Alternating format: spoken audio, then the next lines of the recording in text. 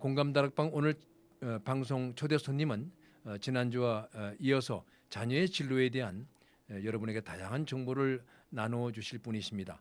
재능 디자인 연구소 소장이신 손영배 박사님 모셨습니다. 박사님 안녕하세요. 네, 안녕하세요.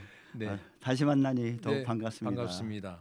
네. 지난 첫 번째 시간에는 이제 그 손 박사님의 저서 이제는 진학이 아니라 진로다를 중심으로 나답게 살기 위한 최고의 선택에 대해서 말씀을 해주셨는데 이제 그때 기억나는 게 이제 대입병, 네, 대입병. 충격적이었죠. 요즘은 뭐 초사병도 얘기하는데 초사병이요? 이제 중이병이 아닙니다. 이제는 아, 초사병 내려와서. 맞습니다. 네. 네. 예. 근데 이제 대입병이 또 생각이 났고 자기 성찰과 자기 이해 없이는 이제 무작정 대학에 간 그 학생들의 그 어려움, 고충과 그런 어떤 문제들 그리고 이제 이 진로 체험은 직접 체험이 이제 가장 좋은 방법이긴 한데 여의치 않을 때는 이제 간접 체험이 너무 중요하다. 그 간접 체험 가운데서도 진로 독서를 강조해 네. 주셨거든요. 네. 그 이번 시간에는 그 예고해 주신 대로 그 디지털 문해력에 대한 향상 이를 위한 진로 독서의 방법에 대해서 좀 자세하게 한번 설명 좀 해주시기 바랍니다. 네.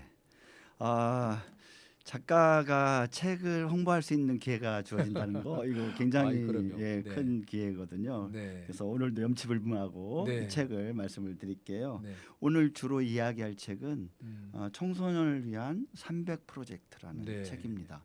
이 책을 중심으로 이제 말씀을 드릴 텐데요. 간단하게 말씀드리면 진로 독서 기반으로 진로 탐색을 통해서 스스로 자신의 진로를 찾아가는 네. 자기 개발서라고 보시면 되겠는데요. 먼저 간단하게 말씀을 드리면 300 프로젝트라는 원저서가 있어요. 네, 네. 그 원저서가 얘기하는 것은 100명을 만나고 또 100권의 책을 읽고 네, 100명을 네, 만나고 그리고 100개의 주제의 글을 칼럼으로 쓰는 거를 300 프로젝트라고 하는데 네. 이것은 곧 고스펙을 지향하고 네.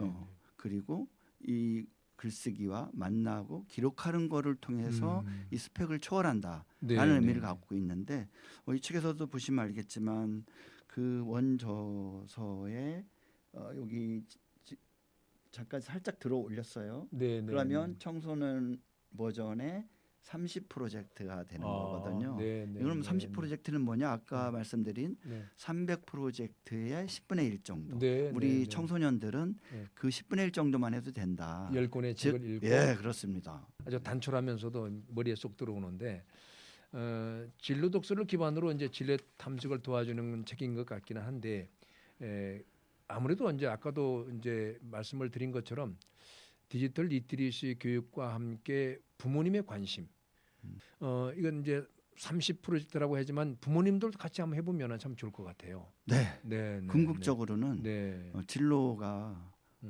학생만의 문제가 아니잖아요. 그렇죠. 네, 네. 부모님도 굉장히 그러니까. 관심 있는 부분인데 그 진로 찾기를 부모님과 같이 한다면 네. 훨씬 더 서로 소통 문제도 해결이 되고 또 그 역량도 같이 키워나가니까 재미있게 자녀와 네. 부모 간의 그 간극도 줄여나갈 수 있는 네, 그런 좋은 기회가 될 것 같습니다.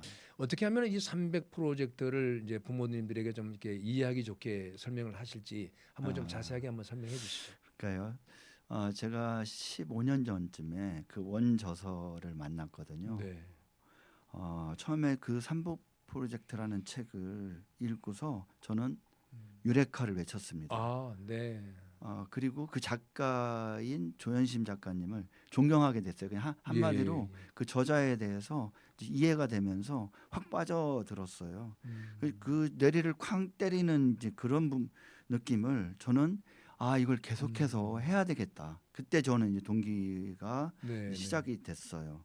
그리고서 진로교사가 되면서 지금부터 12년 전에부터 요거를 우리 아이들한테 적용하면 좋겠다. 네. 저하고 같이 사제 동행이라고 말씀하셨잖아요. 네. 저하고 같이 아이들이 같이 했으면 좋겠다라고 생각이 돼서 학교를 옮길 때마다 이 프로젝트를 이렇게 진행을 해 왔거든요. 그러니까 그 스펙을 초월한다라는 게 그냥 글을 읽고 성적이라는 걸로 한번 연결을 시킨다면 성적 외에도 글을 읽는다는 거 그리고 네. 사람을 만난다는 거 그리고 글을 쓴다라는 그 자체가 이제 탁월한 스펙으로 대체될 수 있다라고 생각이 돼서 이걸 계속 적용해 왔거든요. 네. 그 사례들이 정말 많이 나타나고 있는데 그 자체만으로도 의미가 있지만 학교에 따라서는 형편과 사정이 다 다르죠. 다르잖아요. 네, 네. 그래서 어떤 학교에다가는 제가 10, 1년 단위예요. 아, 네, 네. 그래서 10권의 책을 읽고 음. 그리고 10명을 만나고 또 10개 글을 쓰게 하는 프로젝트를 진행을 해봤고 어떤 학교에서는 3, 3, 3 제가 이제 주로 고등학교에서 근무했었기 때문에 네, 네. 우리 중학교 학생들한테는 제일 적합한 프로젝트가 333 프로젝트다. 심지어는 제가 굉장히 어려운 학교에도 근무를 해봤는데 그 학생들한테는 완을 네, 이렇게 네. 진행한 바도 있어요. 너무 낮게 잡으신 거 아니에요? 그런데 그조차도 쉬운 일은 아니었습니다. 네. 어쨌거나 그렇게 해서 그 상황에 따라서 형편에 컨디션에 따라서 그렇게 진행을 하면 정말 느낌이 와닿는 친구들은 네. 심지어는 제가 전에 거명을 해서 되는지 모르겠으나 마지막 학교가 영종국제물류고에서 네. 근무를 했었는데 그 학교 학생들 중에는 1학년 때는 333을 진행을 했었고요. 아, 네. 그 아이가 네, 네. 2학년 때는 10에서 30 프로젝트를 진행하고 3학년 때는 300 프로젝트를 진행하는 과정에서 네, 네. 이미 2학년 때 스카우트 제의가 오고 아, 아르바이트를 하더라도 블로그 쓰는 이제 고급진 아르바이트를 하고 결국 그로 인해서 취업처도 이제 그 방향으로 네. 이렇게 취업을 하고 지금 만족하게 직장 생활을 하고 있는 걸 보면 이 프로젝트의 그 소위 성과라고 할까요? 그 위력은 이걸 실제 본 친구들은 본인들이 알아요. 제가 지금 말씀 중에 제가 저의 현장 있을 때 경험이 한번 생각이 난 게 네. 사실은 이제 이런 특성화 고등학교 아이들에게 그 글짓기를 하라고 하면은 정말 어렵거든요. 어떤 경험이 있었냐면 그 성공시대라고 하는 텔레비전 프로그램이 옛날에 있었어요. 네. 기억납니다. 그 성공시대를 내용을 보면서 제가 아이들에게 상당히 도움이 되겠다 해서 제가 맡고 있는 반 아이들에게 그 성공시대의 내용을 보고 일단은 내용 관찰을 하라고 그랬어요. 1시간짜리 프로그램의 내용 관찰 그리고 느낀 점을 쓰라고 그랬어요. 그리고 그 느낀 점을 가지고 어떻게 적용할 것인가 쓰고 결단 요 4단계로 글 쓰라고 했더니 4줄을 넘는 애들이 없었어요. 그러면 그것도 훌륭한데요. 네. 그런데 제가 그걸 포기하지 않았죠. 1년 동안 지속성 있게 꾸준하게 했을 때 나중에 점점 아이들이 이 페이지 수가 늘어나는. 맞습니다. 그러니까 그런 것도 지금 우리 손 박사님께서 사실 그런 학교 현장에 적용하는 그 의지가 또 교사로서의 그런 굉장히 중요한 부분이거든요. 그래서 그 생각이 참 났는데 고등학생이 또 300 프로젝트를 했다고 하는 거에 대해서는 정말 대단한. 저도 300 프로젝트가 지금 완성되지 않은 단계인데 그 친구도 지금 그렇게 진행하고 있습니다. 성인 버전이죠, 300은. 사실 뭐 교육자는 뭐 그게 최고의 보람 그렇죠. 아니겠습니까, 그죠? 네. 네, 그러시군요. 한 가지 네. 우리 서 박사님 말씀하신 그 지속성에 관한 네, 이 책의 포인트는 일단 시작해라. 그리고 지속해라. 그 온라인 상에서의 성실성은 거기서 증명되는 거거든요. 맞아요. 꾸준하게 글을 올린다는 거. 이 친구가 성실하구나. 라는 것을 반증하는 거죠.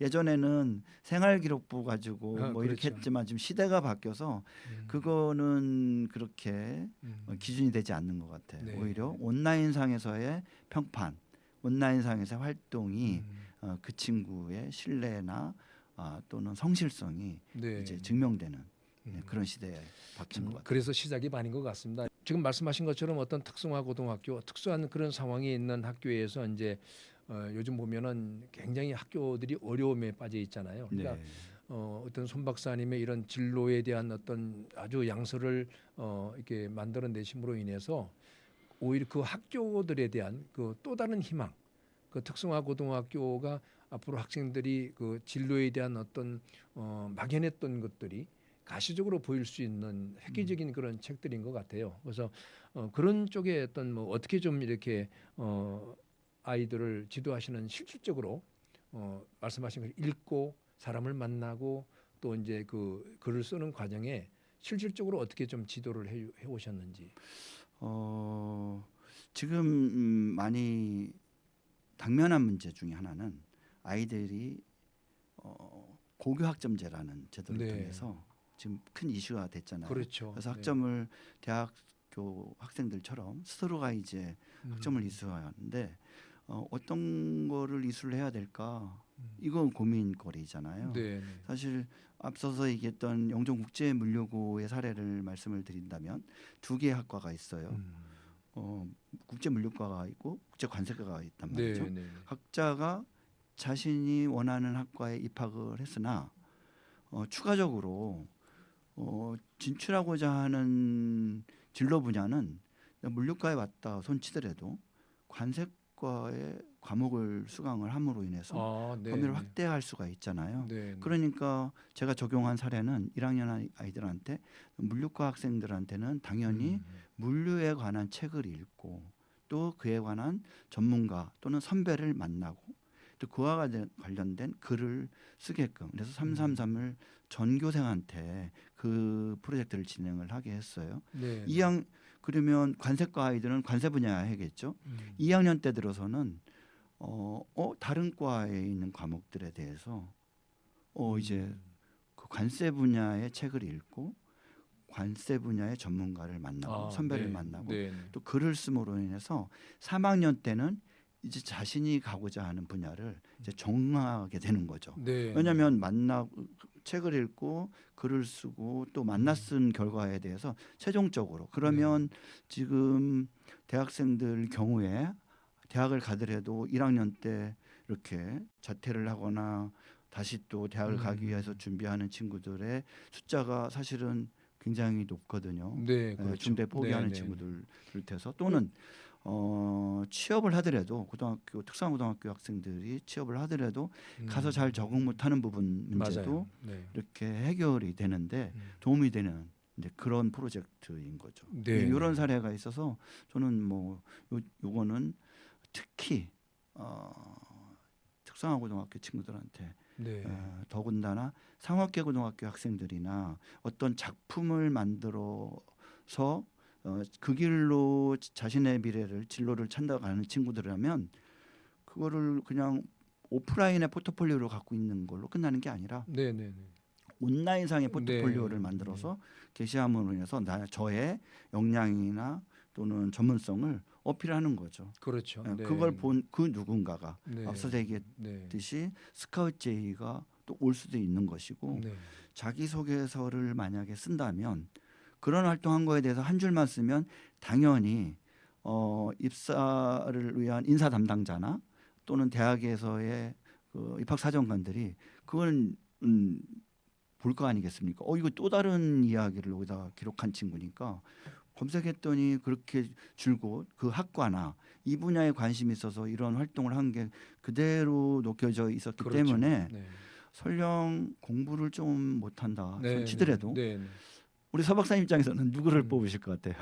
제가 사례가 있었던 게 뭐냐면 네. 굉장히 학교 생활을 부적응하는 여학생이었어요.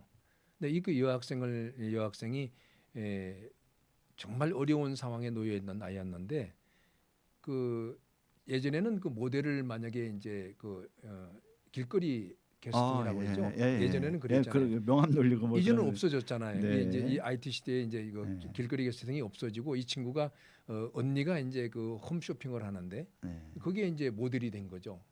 그 계속 이제 그게 이제 리뷰를 했더니 그냥 바로 대형 그 백화점에서 전속 모델로 스카웃을 했어요. 그러니 이런 시대에 정말 고등학교도 어렵게 졸업할 수 있는 그런 친구였는데 네. 지금 그거와 똑같은 얘기죠. 네, 뭐. 네.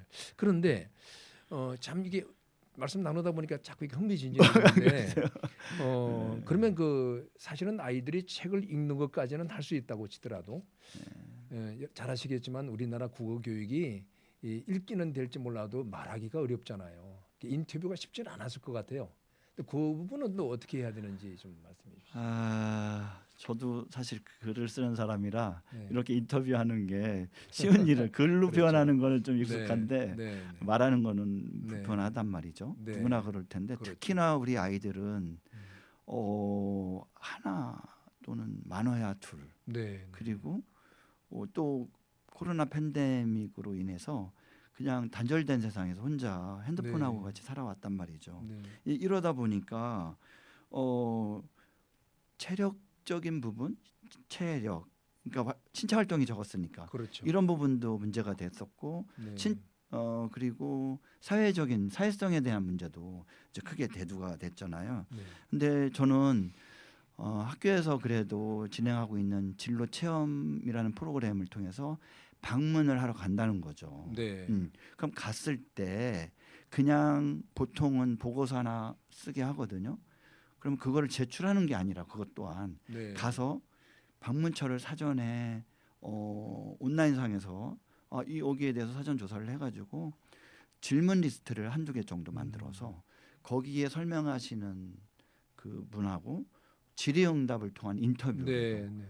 하고 그런 거를 보고서를 제출해서 끝나는 게 아니라 그것 또한 회사에 대한 이렇게 정보나 그때 보고 느꼈던 점을 네. 그리고 또 앞서서 책 읽는 거 마찬가지로 리뷰를 이제 올리게 되는 거죠. 그러면 저는 그렇게 기록으로 남겼었기 때문에 좀 더 생생하게 앞으로도 그거에 대한 기록을 다시 꺼집어낼 수도 있지만 그거를 체험하지 못한 다른 독자는 네. 또 그거를 읽고 간접 체험을 하게 되는 거잖아요. 그러니까 이것도 온라인상에서 네. 또 소통으로 이어지게 되는 거죠. 우리 아이들이 제일 어려워하는 것은 인터뷰를 네. 섭외하는 거예요. 네. 누구하고 어떻게 그렇죠. 인터뷰를 하겠냐는 그럼요. 거죠. 네. 그런데 저는 제일 가까운 사람부터 부모님하고 한번 인터뷰하는 것도 좋고 아, 그렇죠. 네. 부모님 직장에 가서 직장에 뭐 거기 관계자들하고 동료자들, 인터뷰하는 네. 방학을 이용해서 네. 이러는 것도 좋은 방법이 될 것 같아요. 심지어는 요즘 같아서는 AI 시대잖아요. 책을 읽었는데 이 책의 작가와의 만남을 가상의 인터뷰도 할 수 있다고 생각이 돼요. 그렇죠. AI한테 네. 너가 이 책을 쓴 누구누구 작가야. 네. 그 입장에서 내가 몇 가지 질문을 준비했는데 그 작가라면 어떻게 대답할래? 라는 거에 대해서 그 생각을 거기다가 AI가 대답한 거를 자신의 생각을 또 네. 접목시켜서 글로 만들면 이것 또한 하나의 인터뷰의 방법이 아닐까라고 예. 생각이 됩니다. 네. 인공지능과 협업해 가지고 이제 그 가상 인터뷰한다. 이 말씀은 저한테는 사실 굉장히 어려운 얘기고 근데 우리 청소년들에게는 그래도 좀 쉽게 와닿을 텐데 사실은 이제 이 중요한 부분이 이제 인터뷰하는 부분이고 제일 이제 그럼에도 불구하고 어려운 게 이제 글쓰기잖아요. 저도 사실은 이제 이게 대본을 쓰면서도 이 또 구어체로 쓰고 또 이제 이렇게 여러 가지 종류가 있지만은 참 어렵거든요. 이거는 또 어떻게 지도를 그동안 해오셨어요?